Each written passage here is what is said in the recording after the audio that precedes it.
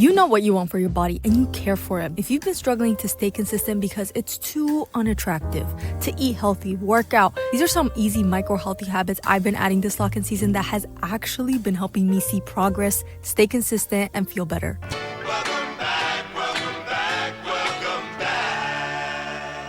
Welcome back to Operation Lock-In. Here we talk about micro habits to add for a successful lock-in season. Let's welcome back our host. Thank you. As you can see by my outfit, today we're talking about micro healthy habits to add to our daily routine. When you think of being healthy, having that body, dream body, feeling better with energy, it just seems bigger. But if you add those small micro habits, it will help you because, let me make this wide angle. As you can see, the gym progress has been progressing. And that's because I've just been adding these small things throughout my day, whether it's diet, mainly diet, but also like exercise and everything like that. So I want to share with you these small things I've been adding that's been giving me more energy. I feel better and I've also been seeing progress. So let's clock in and reset these goals. What was that? Welcome back to Operation Lock-In, and this is part 2 of the 4. And today we're talking about micro healthy habits we can add. So that could be your diet if you're trying to get, better for your body goals, and you don't want to wait till the beginning of next year to really lock in. And honestly, just look in the mirror and feel better. But not only that, your energy, how you feel throughout the day, your sleep, and everything like that. And what you eat is literally 80% of that. So I want to share with you things and like micro habits I've been adding so that my health has been better. But not only that, getting to my dream goals, my dream body goals. Okay, I'm actually gaining the weight, also seeing muscle, like cutting down a little bit because I did unintentionally bulk up a little bit. And then now I'm actually cutting. So I've been adding all of these new things that genuinely have been helping me not bloat as much. All of these things I used to struggle with, I have been seeing such a huge difference. So if you don't know what to add throughout your day, whether it's like wellness practices, things like small things you can add in the morning throughout your day, what can help you? I got you. Number 1, which I'm so glad I discovered this now, is add kefir on an empty stomach. So if you don't know what kefir is, it's actually a probiotic drink, but it's really concentrated. This is something that's really good for your gut health. And drinking it on an empty stomach will have you not constipated, okay? If you struggle with constipation and your gut health, bloating, add kefir and you'll see what I'm talking about. Some days I'm like, no movement. Like I just, I feel bloated and constipated, but also I'm not drinking enough or taking in my probiotics. So kefir is actually good because it allows its beneficial probiotic culture and clear run through the intestines with less interference from the stomach acid. Things move through our intestines and just helps with the gut. I alternate with coconut cold and kefir, but these are live probiotics that help your stomach. So I've been taking kefir the first thing in the morning because one thing is everybody's taking the coconut cold. When I tell you I've been going to stores trying to find coconut cold and half the time it's gone. So I was like, you know what? Let me just try kefir. Any type of like store, if you go to your yogurt aisle, you could see kefir. I like the peach one, but they have like strawberry, vanilla, blueberry, berries, all of that. They have different ones, but peach is elite. When I tell you, it has been making a difference in my gut health and how I feel for the rest of the day. Something small is like drinking literally half a cup of kefir, if you can, a full cup, but I'm starting a little bit because I might have to run to the bathroom. If I do a full cup, I've been doing half a cup and it's been making such a big difference. I put my mom onto it, my sisters. Actually, I've been hearing a lot of people say it's really good for weight loss. It's been helping with my bloating, but also just like a boost of energy. I've also been drinking green tea right after that. So if you know me, I love coffee and I will never, ever quit that. I drink coffee obviously for the taste, but mainly for energy, let's be honest, okay? If I don't drink it, I get a headache. Yeah, it has gone to that point. I've been drinking green tea and it's been helping too, just with my energy. And I want to slowly start switching, just like green tea one day, coffee, and going back and forth like that because my body's too dependent on it. So I've been doing kefir and then green tea. And if you know, green tea is an antioxidant, it also has like natural caffeine. So these are just the small things I've been switching and adding first thing in the morning, and it makes such a huge difference throughout the day. I have struggled with skipping lunch for literally most of my life, and that's because, after I got out of school, but like from college until now, the past like 6-7 years, I don't know why it's been so hard to just eat lunch. And then I thought I was the only one, but I asked my sisters, friends, everybody, and they're like, yeah, I struggle with lunch because either I'm at work, I don't have time. Like I'm in the middle of something, so I just eat breakfast and dinner. And I'm like, lunch is such an important part because if you're like me, like one of my goals is to actually add weight, add muscle. Eating lunch is such a big way to add in calories, but also just like get that energy, because if you're out of fuel, you're tired, you don't have energy, that means you don't have fuel. Okay, so in the middle of the day, lunch does not have to be something heavy. It could be light. My friend was telling me how like the European culture, they actually eat a big lunch and then a lighter dinner, which makes sense because before we go to bed, we don't need to be eating a whole steak meal with rice and everything like that because, you know, the food won't digest while we're asleep. So I've actually been challenging myself to eat a bigger lunch and then a lighter dinner just so I can have better sleep. That's something I've been adding. So if you have a goal, like a certain goal, whether it's like to gain weight, lose weight, I think skipping lunch is it's something that we just don't even think about. We're like, oh, I'll just eat later. I'll make up for it, or I'll lose weight or anything like that. But actually, for us as women, it can actually lead to blood sugar drops, which can cause fatigue, being more irritated. It could trigger slow metabolism, increase cravings for unhealthy food, and just lead to weight gain. So actually skipping lunch can actually make you gain unhealthy weight. For me, obviously, one of my goals is to gain muscle and weight, but I don't want the unhealthy weight. I'm craving more unhealthy food. I have been making eating lunch a priority. And when I tell you, I have been getting closer and closer to my body goals because I've been going to the gym like 4 or 5 times a week, adding cardio. I have been walking like 7 to 10K steps a day.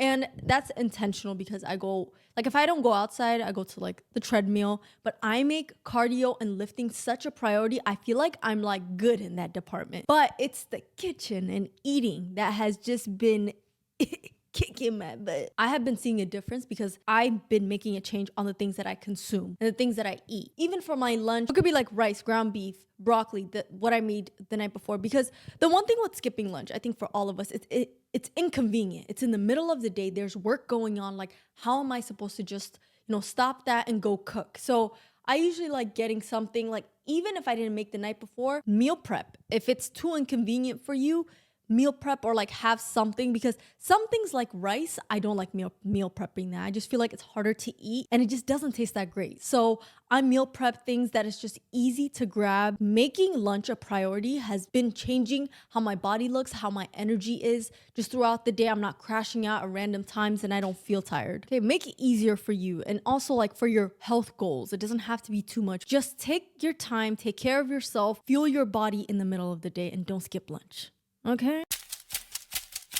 If you don't know okra, it's like a plant and you could put it in water and it makes like this slimy texture to it. If you just get used to it, you could put it in your smoothie and everything like that. But when I tell you the hydration that you have from inside out, drinking okra water, it makes sense why it's slimy, because think of like hyaluronic acid before your body. That's how I think of it. It hydrates everything from the inside, and then also your skin, your hair. It's from inside out. So what I've been doing is I've been keeping okra with water in a jar, and then I'll put it in like my smoothies. I just can't drink it alone. I'm still not used to the texture. And so I've been adding it because it is so important, especially for us women. It says it could help you with weight loss, improve the skin, enhance digestion and hair health. If you're drinking okra water and you struggle with constipation again, or anything that just feels so dry, your body is just craving hydration, okra water can help that. You could do like overnight inside the jar. You could drink it. There's not really a specific time. I'm still learning about it, so I don't know everything. But if you know more about okra water, let me know. How do you prepare it? How much do you drink? What is the best okras to get? Because where I get it I get it from H Mart. I know a lot of people know that, but H Mart is like this Asian store and they have okras, but I know there's like big okras and then smaller ones. I just do the smaller ones because it's easier to cut. I want to know what you use if you're really into okra water. And the reason why it actually helps with weight loss is because it has high fiber, low calories. So, obviously I don't use it for that, but if that's your goal, maybe drink it in the morning, nighttime before bed. And again, okra water helps with gut health. It also actually kind of like, it's not scientifically proven, but it does help with hormonal balance. It helps with just overall energy boost. There's so many different benefits to it. Putting it in your fridge and just like, for the week or whatever that you need it overnight for the next day can help so much. if you struggle in the gym like me, sometimes I take my break and the break takes me because it's like, I'm like, okay, 5 minutes in between sets. And then I lose track of time. I don't know what I'm doing next. I start daydreaming. I'm scrolling through my phone. So the one solution that actually has been helping me is using an app to track it. So it's almost like my personal trainer. And there's this app called Strong. It's not sponsored. My sister actually just told me about it and I've been using it.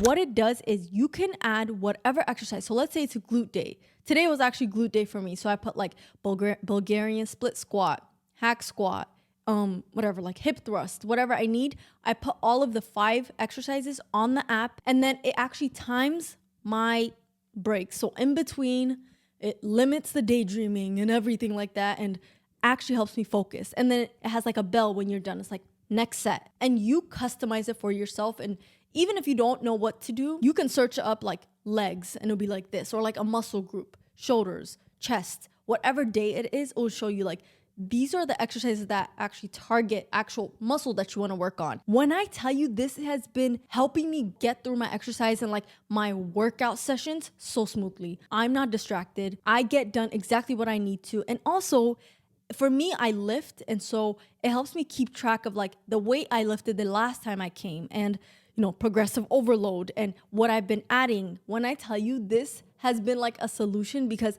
I was this close to hiring a personal trainer just for the next 3 months because I can't focus in the gym. I go in having a goal to really push and lift as much. And then I leave and I'm like, what did I do? Like I did 2.5. I barely did it. I would leave not feeling accomplished. So if you feel the need to like have somebody beside you or, even if you don't have anyone and you need somebody to just keep track, just use that app. And I'm going to put it in the description actually. It's just called Strong. And then the app picture is like a dumbbell. That will help you so much. Add nighttime and morning teas. So what I've been doing actually is something so small, but it just takes 2 minutes to just heat up the tea and drink. And so it's specific tea for nighttime and mornings. In the morning, I already mentioned how I started drinking green tea. And green tea is an antioxidant, but it's also like a better alternative for caffeine. And it's not as much as like, coffee and like the Celsius and all of that. It's a natural way to get like that caffeine boost. And so I've been doing something where I'm like trading. The past year, I found out I have high cholesterol, and I feel like that's most of us in the US. And so I've been trying to get it down and I've achieved it. Okay. I've done a lot with like, cutting out the carbs and the sweets that I've been eating, and it has gone down. Green tea also helps with cholesterol. It's a double whammy for me. It gives me energy, and also it's an antioxidant. It also helps with heart health and also my cholesterol. So that's something I've been adding every single morning. Right after I drink my kefir, as I'm making my breakfast, I'm drinking hot, like medium hot, not too hot, but green tea. For my nighttime, there is so many. I can make a separate video with just my nighttime tea because it's not just one thing that I drink, okay? There's different times for my different menstrual cycle phase. So I've been cycle syncing. There's different teas that I drink for each phase of my cycle. Each phase, whether it's luteal, menstrual, follicular, I'm missing one, ovulation. All of those weeks, I try to drink something different. One thing I used to think is like, yes, spearmint tea every single night, but spearmint tea actually cools down your body. And so spearmint tea is really good if you're breaking out, your hormones are everywhere, you need hormonal balance, everything like that. Spearmint tea, perfect. When I tell you it has been helping, like I started breaking out. I know it's from my hormones, but I started breaking out a little bit right here on my jawline. And I started drinking spearmint tea and it's been helping so much. Drinking spearmint tea while I'm on my menstrual cycle doesn't help because it's cooling down my body and my body needs warmth. Whenever I'm on my menstrual cycle or like luteal phase, I drink ginger tea, and ginger warms up your body. And so I'm like more intentional of like which tea to drink each week. And this week I'm actually on my follicular phase. So I just got off menstrual. And so I can either drink spearmint tea, and tonight I'm actually going to do cinnamon, clove, cardamom. If that's how you say it. It's like this Ethiopian spice mix. It's called shaikaman, which basically means tea spice in Amharic. And so my mom makes it and she gave it to me, and it's actually over there, and it's blended. I make that tea before going to bed. It just not only helps me feel cozy, but it's actually helping me sleep better. Also, chamomile tea really helps with sleep. If you struggle with that, it just relaxes the body to go to bed. Another thing I've been adding is actually fennel seeds. So if you struggle with bad cramps like me, I've actually been adding fennel seeds to my tea, and then that helps really with menstrual cramps and just everything around that. So I especially take that like luteal menstrual phase. You can kind of smell it, kind of smells like, licorice, just a little bit, not too much. Especially ginger and fennel. Those are like my top two teas that I've been drinking. Not only is just like, has been helping me sleep better at nighttime, waking up in the morning, having more energy. It's a better swap than just like these sugary caffeinated drinks, but it's also very luxurious to me. Okay. It's like such a cozy time before bed where I drink it, take my shower, and then I go to bed. It's just, I love it. It's like a great winding down. I feel cozy, and then it just tells my body, okay, we're ready to go to bed, and it helps me rest so much better. Next is, I feel like something that's been talked about over and over, but prioritize protein and fiber.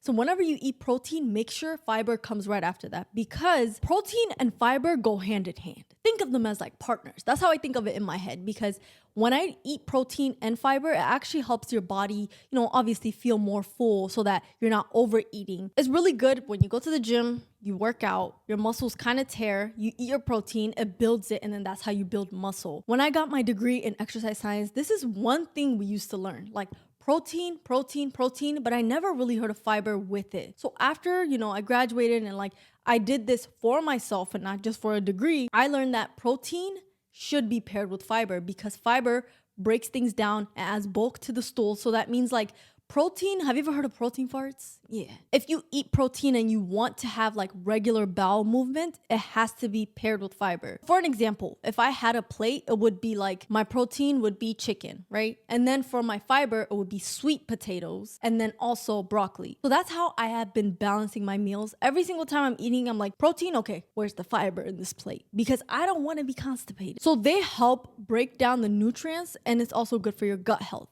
And so if you've been feeling bloated, like overloading on protein, and you feel like, why am I feeling like this? It just doesn't feel good.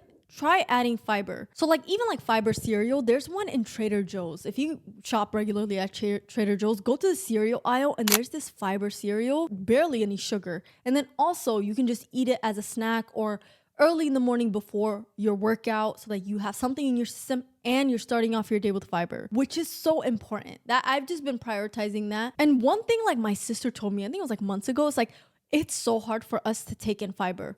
As much like protein, I feel like we look at bread, now there's protein everywhere. Even like the coffees, lattes have protein now. Like I went to Pete's Coffee and they have a protein latte, which is insane. You can get protein so much easier than fiber. So prioritizing it in any way. If something has like 2 grams of fiber, eat it. And so let me know, like I'm really trying to prioritize fiber, especially in this lock-in season, because it's just so important. So if you're also like that, let me know what fibers you add, what's easier to eat, because some fibers I'm like, I can't do lentil soup. I can search so much, but I'd rather know what you actually eat, what kind of fiber you actually enjoy eating. So let me know. The last thing is to eat to enjoy. I feel like I used to eat just to eat, to get by. Like I'm like, you know what? Like I don't care how it tastes, whatever it is. If you ask any of my sisters, like I really did not know how to season for such a long time. And I'm actually just learning how to season because I want to enjoy what I eat. Don't just to eat, but to actually enjoy the food and to be intentional. And I think this goes so far because I think what we consume and what we eat in our body, like whenever we're hungry, we pick up things. It doesn't even have to cost a lot. I've actually been shopping at Aldi more, and you find more things and more alternative of like ways. And my sisters, when I tell you, they know how to cook. They're in the kitchen. I know how to edit and do the, electronic and like the content creation stuff and dance and the creative side. But my sisters can actually cook, whether it's pasta. And so I've just been standing in the kitchen, like watching how they season things, how my mom seasons things. The things I've been making, I've actually been enjoying eating. And I think this goes to like romanticizing what we eat, what we consume, like romanticizing life. Whenever you cook, like slowing down. Remember last week I talked about slowing down? Slowing down is going to go for every single part that I'm going to be talking about in this series. Slowing down when you cook and like enjoying that moment. And then when you eat it, not only is it good for you, you enjoyed the time that you're making it. And it's not something you dread. It's not something you eat just because you have to do it or just because you're hungry. I've just been more intentional with what I eat. I don't know. I never really cared to like try new restaurants. It's always like, I'd rather do activity than like try a new restaurant. But now as I'm growing older, my palate is getting bigger. And so I'm trying new things and I'm not sticking to that same box of every single day what I've been eating and switching things up. And so one of the ways is actually sweet potato. I've talked about sweet potato so many times. You could count, but I used to hate sweet potato. And now I actually eat it every single week because I learned how to make it in a way where I actually like eating it and it tastes good to me. Whether it's seasoned, you know how people say like season, if you ain't sneezing, you ain't seasoning, something like that. I've been seasoning way more and like obviously in a way that's healthy and not crazy and like all of that. Eating healthy doesn't have to be boring. And I've been finding so many different ways of like, whether it's on, you know, online, like shorts, TikToks, Instagram, I've been looking at more food and food recipes, how to make things taste better. To be intentional with the food that you eat, you need more effort. But honestly, if you think about it, our health is one of the most important things in our life because it really determines how long we live. How are we going to enjoy our life? Something as small, but actually as big as your food, the food that you eat. Just enjoy it. I know this is very like sensitive topic, but also restrictions. Like I have seen so many people in my life where they restrict it and it's like this game in our head that we create ourselves. You know, I can't do this. I can't have this. I can't have this. Maybe like just balancing it would be so much better because I have even been through a season where I'm like, I can't have this, I can't have this. And it was really driving me crazy because I wasn't enjoying it. It was almost like dreading to eat. Oh, I can't have this anyway. And so the one thing I will always live by is to balance what you eat. Balance your meals. You can have this and this as long as it's balanced. Even in this lock-in season, obviously, it should be focused more on like adding healthier things throughout the day, whether it's supplements and the foods and like the vegetables and everything that we've been adding those micro habits, but never go to a point where you're restricting to yourself. Because one thing about restricting that I have seen is you will bounce back exactly where you were before you started that. Make it a lifestyle. Like just balance it throughout your day and just enjoy what you eat. Thank you so much for watching part 2 of the Operation Lock-In. Let me know what like small habit you're gonna add throughout this lock-in season because this is like one of the major things for me, which is diet. And so I've been more intentional of like what I eat, what I drink, my supplements, and also balance. We can't forget that. As I mentioned, diet is 80-20. So let me know what you've been adding. What other wellness things are you going to add to your lock-in season? I would love to know. But thank you so much for watching. Stay tuned for part 3, which is so important to me. And that is all about micro faith habits that we can add throughout our day to reconnect with God. And just, I'm going to explain it in that video, but this year has just been something else. I think that's such an important topic to me and something I've just been wanting to talk more about. So stay tuned. But thank you so much for watching and come again. See you next week.